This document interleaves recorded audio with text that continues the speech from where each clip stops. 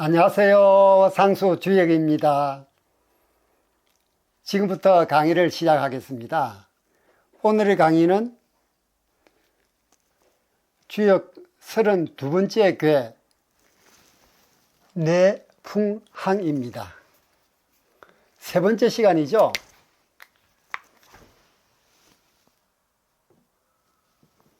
우리가 지난 시간에는 뭘 배웠죠? 지난 시간에는 괴사와 상사를 배운 바가 있습니다. 오늘은 초요, 이요, 삼요의 효사를 배우는 시간입니다. 자, 효사를 배우기 전에 괴상을 다시 한번 볼까요? 괴상을 보면 양, 양, 음으로 구성되어 있습니다. 하괴는 양, 양으로 되어 있는 바람을 상징하는 송괴, 상괴는 양, 음으로 되어 있는 우레를 상징하는 진괴의 모습입니다. 위에는 우레가 있고 아래는 바람이 있으니 뇌풍항이 되죠. 뇌풍항이 됩니다. 이 한계와 짝을 이루는, 즉 한계와 도치되어 있는 궤는 이 32번째 궤니까 31번째 궤 택산함이 내풍항과의 짝이 되는 궤죠. 근데 택산함은 위에는 소녀, 아래는 소년의 물상이 있었습니다. 그런데 이 내풍항은 위에는 장남을 상징하는 진괴, 아래는 장녀를 상징하는 송괴의 모습입니다. 짝이 되는 소년이 결혼을 해서 장남, 장녀로 바뀌었죠. 그리고 위치도 택산함은 소녀가 위에 있었는데 내풍항은 장남이 위에 있습니다. 즉 바깥에 있죠. 그리고 장녀가 집 안에 들어와 있습니다. 그래서 바깥 양반, 안 사람 이렇게 호칭을 부른다고 했죠. 그리고 이인법으로 표시하면 음효는 0, 양효는 1이니 양, 양, 음입니다. 0, 1, 1, 1, 0, 0, 0, 1, 1, 1, 0, 0이 이진법으로 표시를 할 수 있겠죠. 자, 이 정도 배경을 깔고 효사 공부를 진행해 볼까요? 참고로 택산함, 짝이 됐던 택산함괴가 연애의 과정이라 그러면 내풍항은 결혼한 후의 과정, 즉 부부의 도를 설명하는 게 내풍항, 즉 항구함이란 그 뜻이 부부간에는 항구함이 있어야 된다라고 얘기를 할 수 있는 것입니다.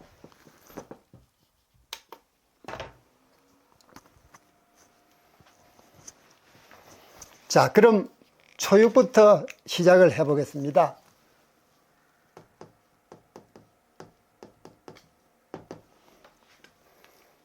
준항,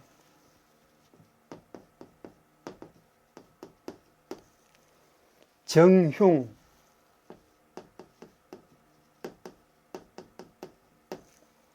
무유리,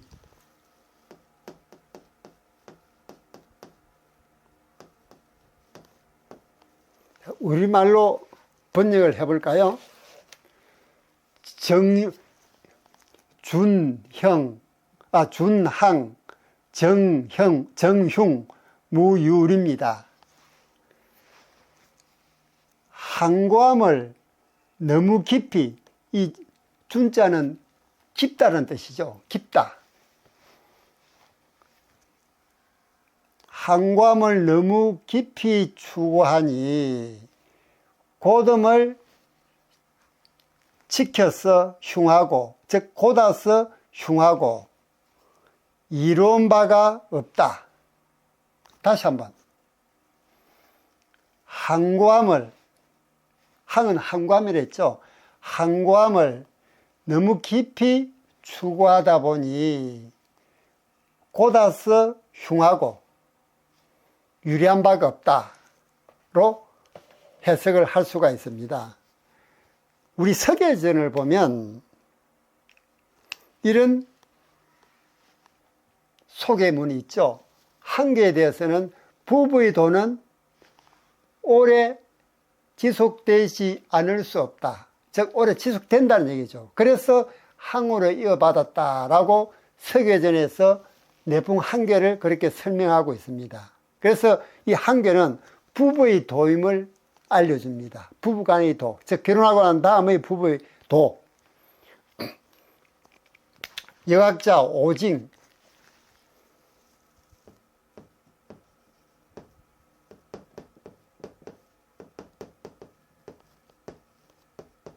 여학자 오징은 이렇게 말한 바가 있습니다. 항고하다는 것은 부부간의 일상을 일컫는다. 내게 손은 안에 있는 음양양으로 되어 있는 바람을 상징하는 손은 부인을 얘기하고,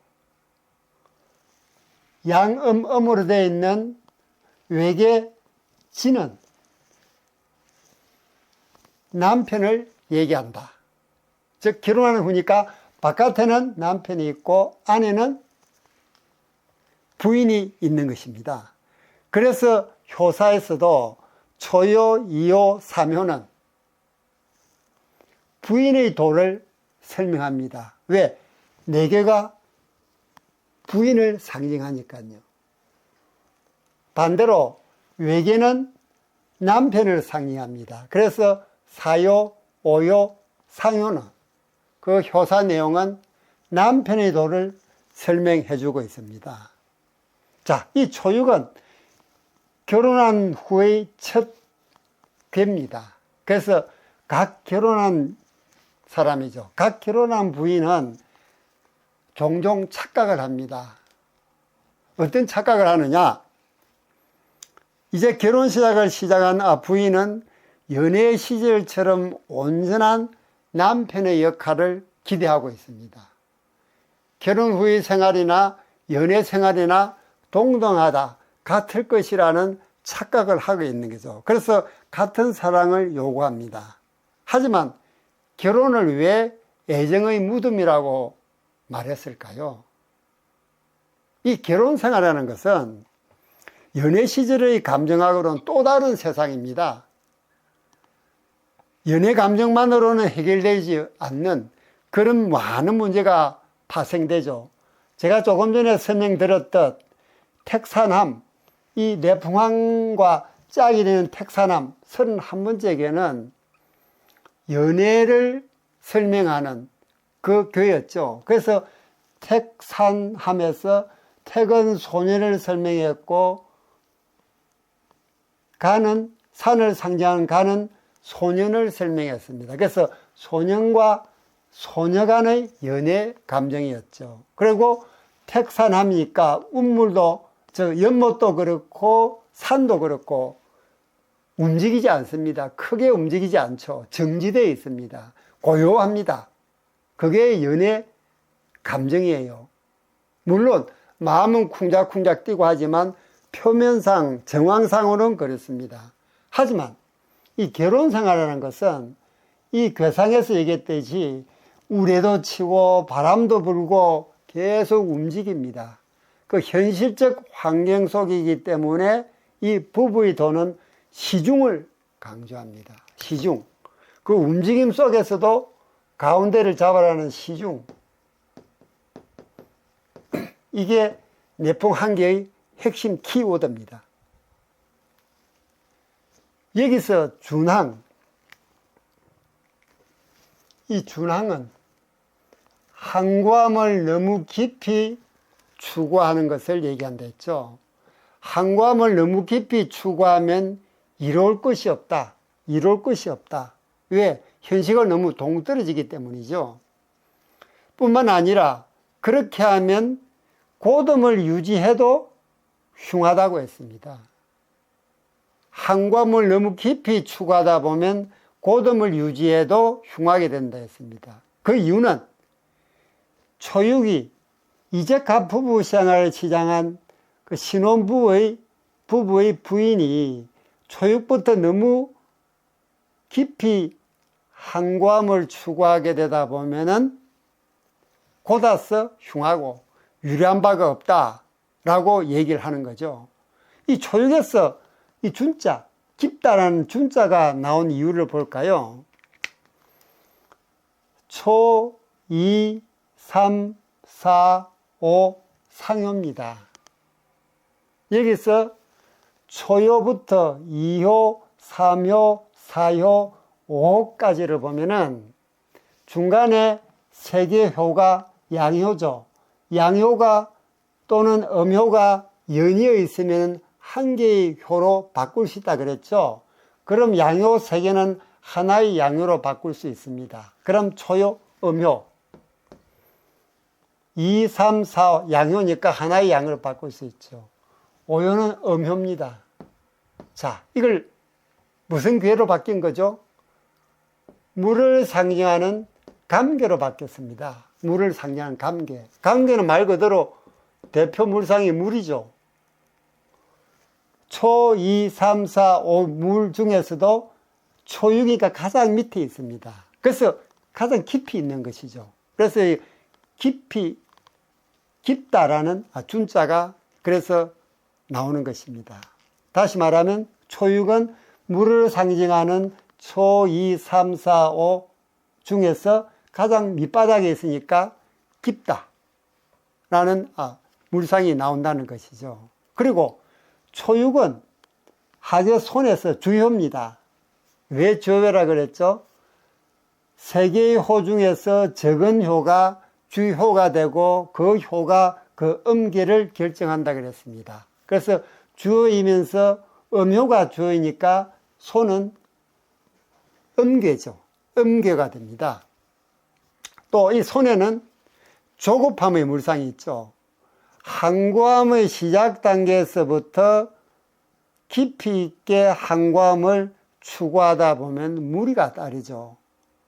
즉, 이 송계에 조급함의 물상이 있다 보니까 조급하게, 성급하게 깊이 있는 한과함을 추구하면 이런 시작 단계부터 추구하다 보니 도리어 역효과가 납니다. 또 손은 바람을 상징하죠. 바람은 유연하게 변화합니다. 바람에도 한과함이 있습니다. 있지만 그건 때에 따라 일정하게 변하는 한과함입니다. 제가 지난 시간에 설명드릴 때 각 절기마다 불어오는 바람이 있었죠. 우리 동지에는 북쪽에 있으니까 북풍이 불었고 하지에는 남쪽에 있으니까 남풍이 불었고 각 절기마다 바람도 이렇게 변화하면서 일정하게 변화가 있었습니다. 그래서 끊임없는 변화 속의 불변함이었습니다. 초육은 이제 한과함이 시작되는 단계입니다. 유연함을 갖춰야 함에도 불구하고 한과함을 너무 깊이 추구한다는 얘기는 초육부터 너무 심하죠. 그래서 곧아서 흉하고 유리한 바가 없다라고 효사가 설명을 하고 있습니다. 또 물상으로 보면 초육이 효변하면 하교는 어떻게 되죠? 음효가 양효로 바뀌니까 양양양, 바로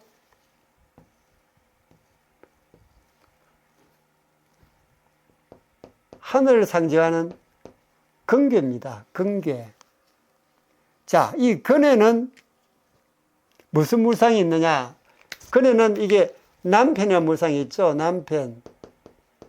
뭐 왕이라는 물상도 있습니다만 여기서는 남편의 물상이 있습니다. 그래서 부인이 바라는 남편의 상이 됩니다. 음효가 양효로 변해서 근괴가 되면 이 근괴는 남편을 상징하니까 이 부인이 남편을 바라는 하나의 모습이 되죠. 하지만 초육 부인과 상응하는 구사, 음과 양이니까 정응하네, 그죠? 초육 부인, 구사 남편, 이렇게 볼 수가 있습니다. 그래서 아주 잘 정응하는데 문제는 양요가 음요 쪽으로 와야 되는데 9.2와 9.3 양요가 중간에서 막고 있습니다. 가로막고 있습니다. 올 수가 없죠. 왜냐하면 양요끼리 같은 혼이가스로 배쳐갑니다. 그래서 올 수가 없죠. 걸림돌이 생깁니다. 더군다나 두 개나 걸림돌이 생겨버리니까 이 연애 때의 상황과는 완전히 다른 그런 현실적인 어려움이 가로막고 있음을 의미하기도 합니다. 자, 바라는 것이 많으면 원래 실망도 큰 법이죠. 그리고 실망이 클수록 결혼 생활의 항구함은 이어지기 어렵게 되어버립니다. 물상으로 볼 때 하괴손은 이 하괴손,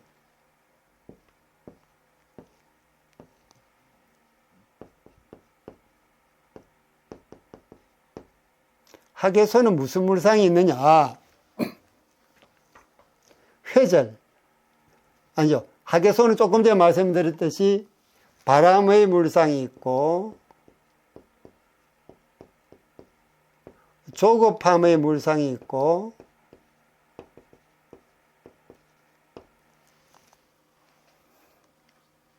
자, 그런데 이 손괴, 바람을 상징하는 손괴의 반대괴는 뭘까요? 도치된 괴는 이 거꾸로 되면 되죠. 이 거꾸로 되면은 이 괴는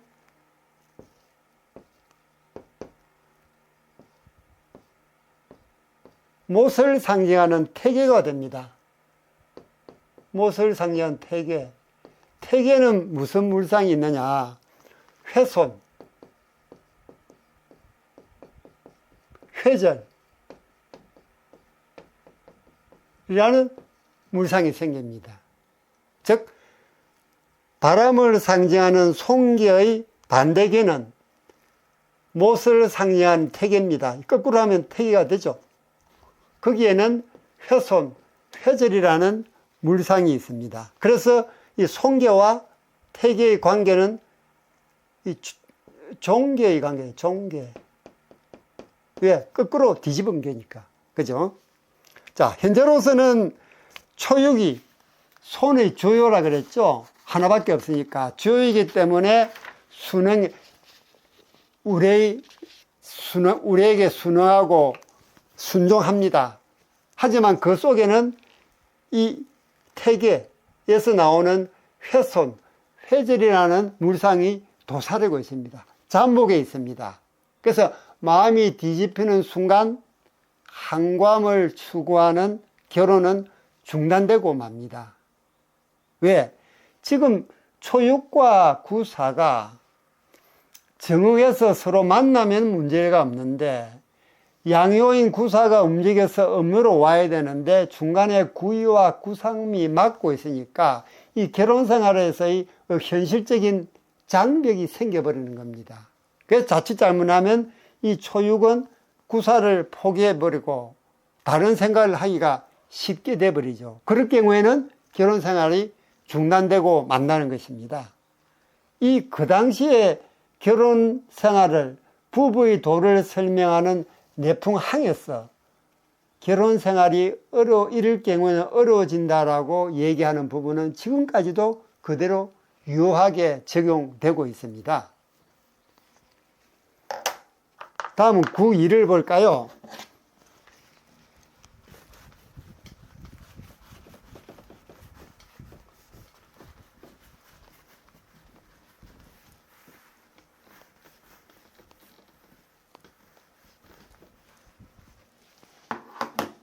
자, 9.2를 읽어보죠.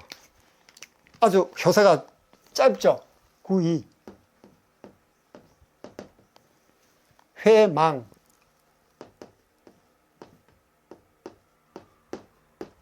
아주 간단합니다.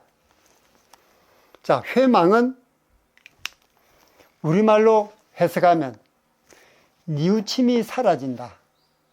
뉘우침이 사라진다는 얘기입니다. 그게 이 효사 내용입니다. 왜 이런 효사가 나온지 한번 볼까요?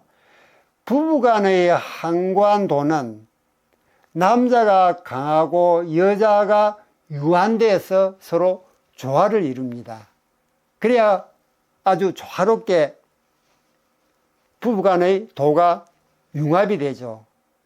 그런데 이 구이는 이 음효 자리에 1, 2, 초 2, 짝수 자리니까 음효가 와야 되는데 양효가 왔습니다. 그죠? 구이 양효가 지금 음자리에 와 있죠. 구이 양효가 음자리에 있으므로 여자가 이 지금 하괴는 부인이었죠. 그죠? 부인인 그 자리에 구이의 양효가 와 버렸습니다. 그래서 여자가 동적인 양효를 가지고 있습니다.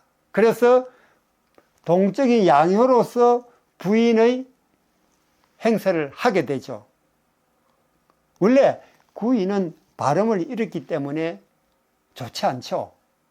하지만 구이는 중도를 얻었고 상응하는 유고와 정응합니다. 양과 음으로 정응하죠.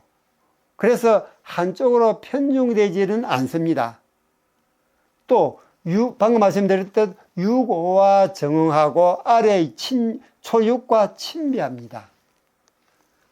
그래서 음양이 화반이 중화의 도로서 자신을 억제하여 발음을 잃은, 즉 발음 자리가 아니죠. 그죠? 발음을 잃은 데서 오는 뉘우침이 사라진다. 그래서 회망, 뉘우침이 사라진다는 효사가 나오는 것입니다. 자, 그래서 이 회망이 구이 효사에 나온 것도 비록 발음을 얻지 못했지만 구이가 중간호로서 중도를 얻었고 위로는 유고와 정하기 때문에 뉘우침이 사라진다는 회망이 나온 것이죠. 이 회망이 나온 것은 어떤 경우에 쓰인다고 제가 지난 시간에 한 말씀을 드렸습니다. 그때 말씀드릴 때 회망은 발음을 얻지 못했으나 중도를 얻고 그 다음 친비하는 경우에 회망을 쓴다고 하는 그대로 지금 효사가 나오고 있는 것이죠. 자, 이 구이 역시 초육과 마찬가지로 발음을 잃었습니다. 그죠? 초육도 발음을 잃고, 왜? 홀수 자리에 양효가 와야 되는데 음효가 왔고, 짝수 자리에 음효가 와야 되는데 양효가 왔으니까 초육도 구이도 모두 발음을 잃었습니다. 거기다 조급함이란 물상이 있죠. 이 하교소는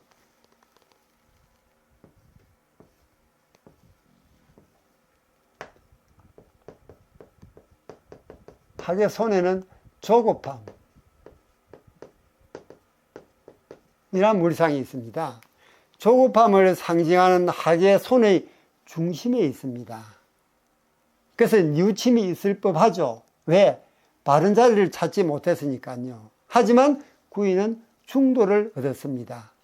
거기다 구이가 효변하면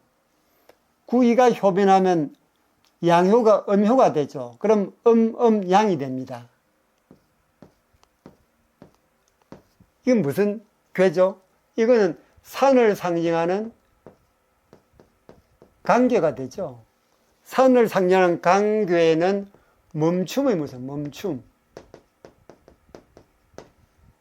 멈춤의 물상이 있습니다. 자, 이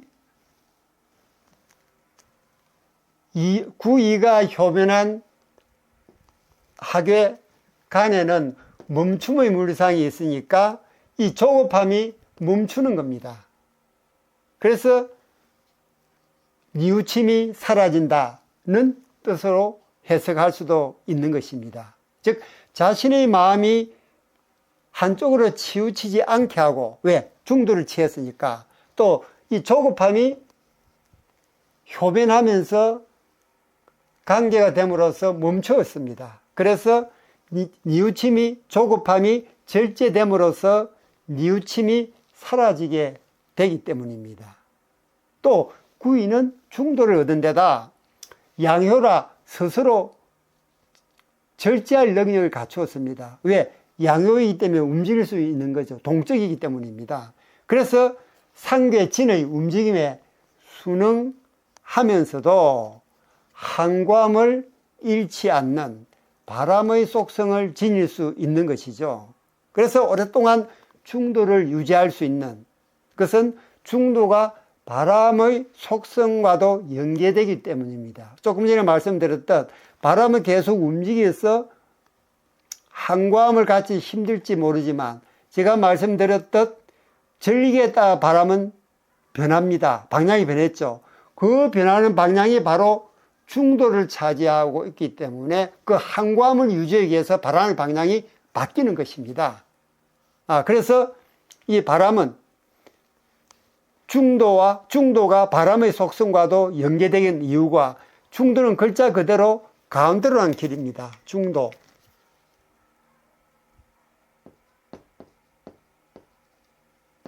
중도는 가운데로 난 길이지만 그 길이 정해져 있는 것은 아니다. 그래서 공자는 시중이라는 마음을 썼죠. 시중이라는 말을 썼습니다. 그때그때 때에 맞게 중앙을 차지하는 거죠. 가운데를 차지하는 겁니다. 그래서 이 한교에서는 시중이라는 이 핵심 키워드가 중요합니다. 그때그때의 상황에 따라 중도는 달라질 수 있다. 바람이 오랫동안 중도를 유지할 수 있는 것도 그 전리기에 따라, 즉 때에 따라 적절히 방향을 바꾸기 때문이다. 그래서 뉘우침이 사라진다 라는 효사가 나오고 있는 것입니다. 이렇게 바람은 계속 방향을 움직이지만 그 전리기에 따라 바람의 방향을 바꾸기 때문에 시중을 할 수 있다. 때에 맞게 중도를 유지할 수 있다 하는 효사가 나오는 것입니다. 다음 9.3을 볼까요? 9.3 불항기덕.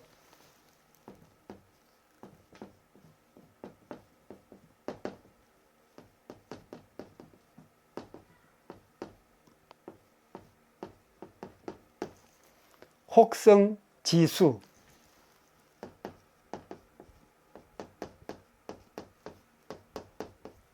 그 다음 정인. 이렇게 읽을 수가 있습니다. 불항기덕, 혹성지수, 정인. 이걸 우리말로 해석을 해볼까요?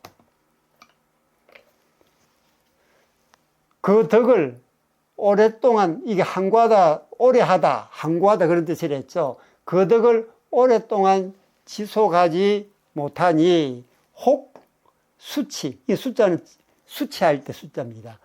혹 수치를 당하거나 고됨을 지켜도 뉘우침이 또는 부끄러움이 있다. 다시 한번.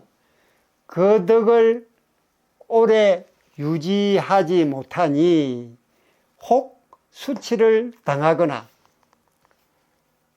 고됨을 지켜도 부끄러움이 있다. 자, 이건 또 무슨 뜻으로 이렇게 얘기를 했는가요? 한번 볼까요? 여기서 불항기덕. 이 불항기덕. 9.3은 양효가 양효 자리에 왔습니다. 홀수 자리에 양효가 왔으니까 발음을 얻었죠. 그죠? 9.3은 양효가 바른 자리를 얻었고 위로는 또 상륙과 정응합니다.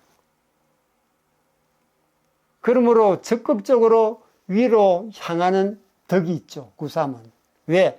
곧 상계를 넘어갈 텐데 벌써 위로 상륙과 정응을 하고 또 양효이기 때문에 움직이기가 쉽습니다. 그러나 한계가 가진 부부의 도로 말한다면 이 9.3은 부인에 해당되죠. 상계는 남편에 해당되고 하괴는 부인에 해당되는데 이 구삼은 부인의 괴 중에서 가장 위에 있습니다.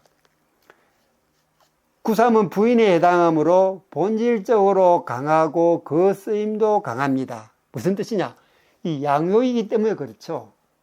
이건 부인을 상징하는 괴인데 구삼이 양효가 됨으로써 그 여자가 쓰임새도 강하고 본질적으로도 강하다는 부분을 이 효사의 위치에서 우리가 읽을 수가 있습니다. 또 내계와 외계의 중간에 위치했습니다. 또 소는, 이 소는 또 무슨 효상이 있느냐? 바람을 상징하는 손에는 조금 전에 말씀드렸던 조급함의 물상도 있고 또 무슨 물상이 있느냐 하면 들어감과 나감,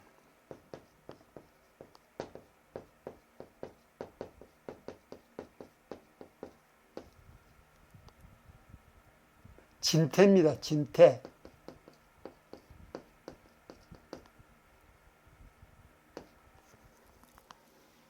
들어감과 나감, 과단성 없음,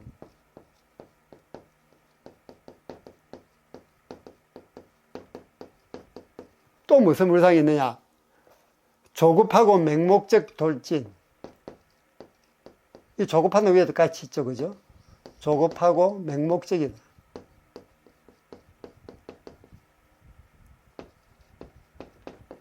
이런 물상들을 이 송계는 가지고 있습니다. 그래서 이 송계 자체가 원래는 조삼모사하고 항상심이 없습니다. 그 바람 자체는. 그러나 그 덕을 오랫동안 유지하지 못한다 했습니다. 그렇기 때문에 그 덕을 오랫동안 유지하지 못한다 라고 하고 있죠. 또 상륙과 구삼이 상륙과 정응해서 올라가고 싶은데 양효가 음효로 찾아간다 그랬죠. 중간에 뭐가 있습니까? 또 구사가 가로막고 있습니다. 그래서 정응하긴 하지만 구사가 가로막기 때문에 가지를 못하죠. 그래서 다른 것을 보고 마음이 동할 수가 있다. 무슨 뜻이냐 그러면 구삼이 상륙을 찾아가지 못하니 다른 마음을 먹을 수가 있는 것이죠. 그래서 구사가 가로막고 있으므로 그곳을 가지 못한다. 그래서 다른 것을 보고 마음이 동할 수 있으므로 혹 수치를 당할 수가 있다. 라는 이 효사 내용은 구삼이 상륙과 만나지 못함으로 인해서 흔들리는 그 부인의 마음을 이렇게 표시를 해줬던 겁니다. 그럴 경우에는 또 이 결혼은 오래 가지 못할 수가 있는 것이죠. 그래서 혹 수치를 당한다는 경계사를 이 효사에서는 두고 있습니다. 또 구삼은 양효로 둘러싸여 있죠. 아래도 양효고 위에도 양효입니다. 양효로 둘러싸여 있어 동성간이니까 서로 배쳐가죠. 양효, 음효 같으면 서로 당기는데 같은 양효가 서로 배쳐갑니다. 또 이 구삼은 위아래로 침비하지도 않죠. 다 양효이기 때문에 침비도 아닙니다. 상륙과 또 정응하지만 구사가 막고 있어서 올라갈 수도 없습니다. 그래서 스스로 받아들일 곳이 없으니까 혹 수치를 당할 수도 있다라는 효사로서의 경계사를 얘기하고 있는 것이죠. 또 구삼은 하계선에 속합니다.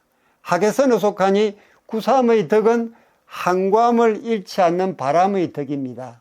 한과함을 잃지 않는 바람의 덕. 하지만 구삼은 이 덕을 오래 유지하지 못합니다. 세 가지 원인 때문입니다. 첫째는 구삼이 중도를 잃었죠. 초, 2, 3이니까 극한에 몰려 있습니다. 그 조급함을 상징하는 이 송계에서 극한에 몰려 있습니다. 둘째는 손에 이 송계에 조급함이란 물상이 있고 진태, 들어감과 나감이라는 물상이 있습니다. 진태는 조급함과는 달리 생각이, 마음이 오락가락 하는 겁니다. 마음이처럼 수시로 변하니 항구한 덕을 오래 유지하지 못하죠. 셋째는 구삼의 내면에 의심이 자리 잡고 있습니다.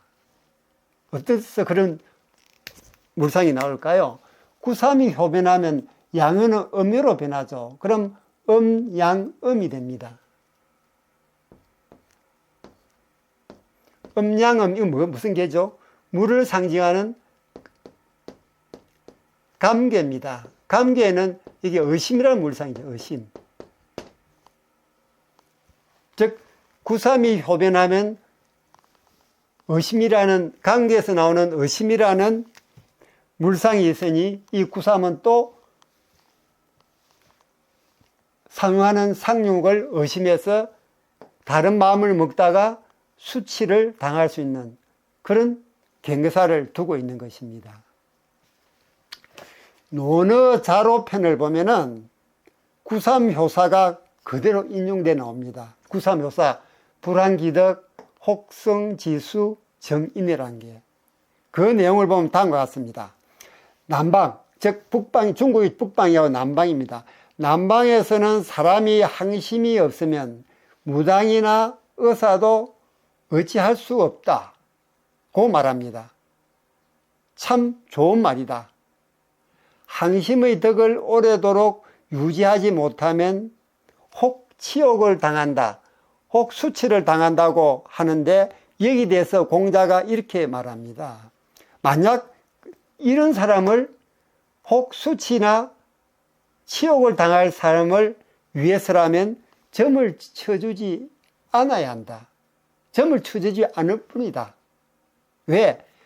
마음 항심이 없는 사람한테는 점괘를 읽어주고 해석을 해줘도 의미가 없다는 얘기죠. 왜? 마음이 수시로 변하니까. 그래서 항심은 모든 영역에서 중요합니다. 아무리 용한 의사라도 환자가 약을 제대로 먹지 않으면 아무런 의미가 없죠. 또 아무리 유명한 무당이라 하더라도 죄악을 면해 주려고 해도 본인 의지가 약하면 어찌 도리가 없습니다. 공자는 그래서 말했습니다. 이런 사람이라면 점을 봐줘도 들어맞지 않는다.